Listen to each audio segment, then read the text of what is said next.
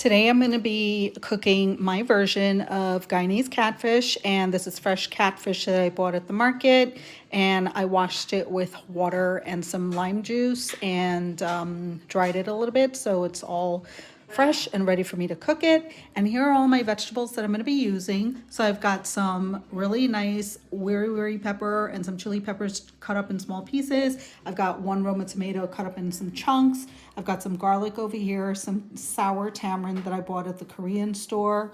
I've got some onions, a scallion, and this is a paste that I made with curry powder, turmeric, a little bit of jeera, and some salt. And that's the mixture that I'm going to use to make my version of the fish curry. So in my pot, what I did was I added a pot with some nice vegetable oil. I like using vegetable oil to cook my curry versus olive oil. I think it makes a better curry. And I like using the oils that are cholesterol free. Okay, so I brought my vegetables closer to me, and I'm going to go ahead and take my spoon and throw my onions in. Oil should be nice and hot. Actually, I'm going to use my hands. I'm an old school gal, so let's go ahead and use my hands. Of course, they're clean.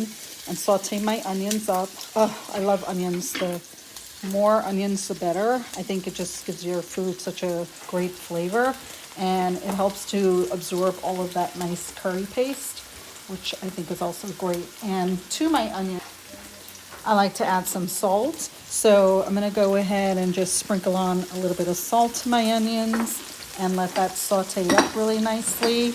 And, just get a nice little cooking here. Don't burn the onions. Okay, great. And now I'm just gonna go ahead and add my garlic in. Sometimes I kind of grind up my garlic with the peppers, but I also find that just chopping the garlic up and adding it, straight to the onions works just as well. And I'm going to go ahead and give that a little bit of a stir.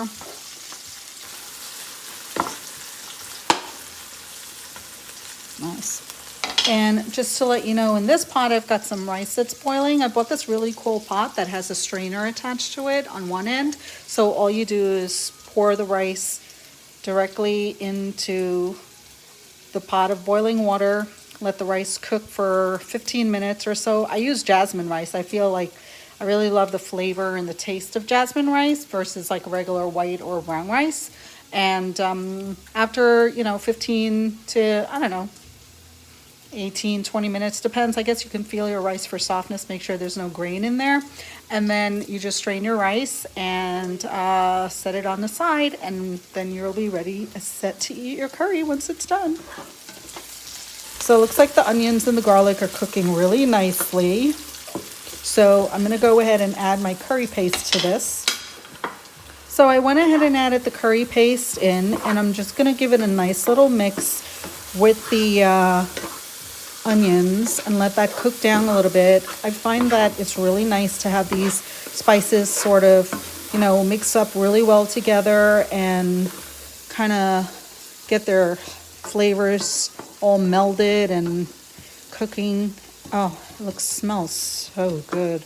Wish you can smell this curry. Curry is going to come out good. Okay, and to my curry mixture, I'm just going to go ahead and add in the tomatoes and some of the tamarind, actually all of the tamarind. I'm just going to go ahead and add it into that.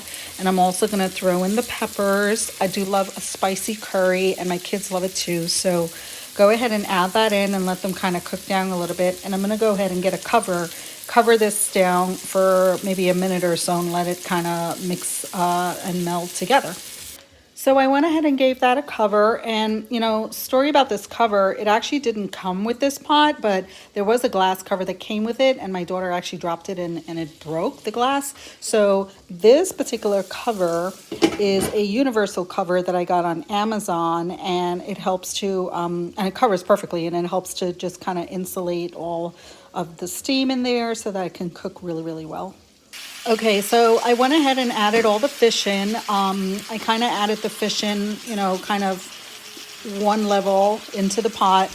and the pot's big enough to accommodate all of it, which is nice. And I'm gonna add a little bit of salt on top of that, maybe a tiny little bit of black pepper, a little bit of garlic powder. I love the flavor of that. And I'm just gonna let this cook for about 5 minutes on each side and then give it a quick turn. Okay, so I did already go ahead and turn the fish over. It was about 5 minutes or so to cook on one side. I turned it over. You can see it's kind of bubbling in its own liquid that it's letting out. But I also have about 2 cups or so of water boiling in a kettle. And when that's all done, I'm going to give this another 5 minutes or so on here. And then I'm going to go ahead and throw that water in and let this fish curry cook to its delight. It smells really yum too. Okay, so I turned up the heat a little bit so that that can start to bubble away. And oh gosh, it smells so yummy. Anyway, I boiled some water and I'm just gonna go ahead and throw this water a little bit to just kind of cook the rest of the curry down. And I'm gonna leave this on for maybe about another 10 minutes or so to bubble away and cook down. I mean, it's fish and it's been cooking for 10 minutes already. And, you know, fish really cooks pretty quickly, but just another, 10 minutes or so. And then I'm going to go ahead and check it. And I think it'll be all set and ready to yum, eat. Don't forget to cover it. While I'm waiting for my curry to be done, I just figured I'd come outside and get some fresh air.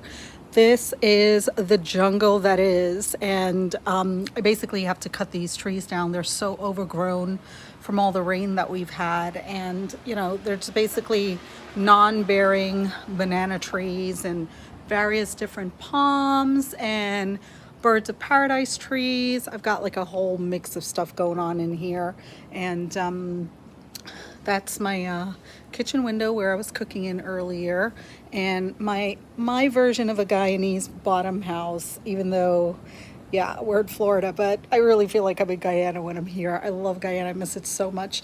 And that's my neighbor across the street, and that's a cute little cul-de-sac that I live on.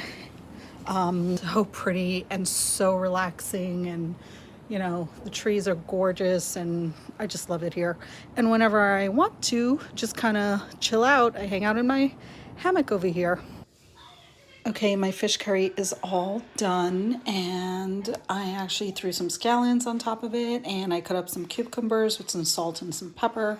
And it's just fish that was added into this curry with some rice. And normally when I cook a fish curry, I'll add some okra, or you can add sage into it. There's so many other things you can add to it, but my kids just don't like it, so they won't eat it. But anyway, so that's my version of a Guyanese catfish curry, and I hope you try my recipe. Good luck, and thanks for watching my channel.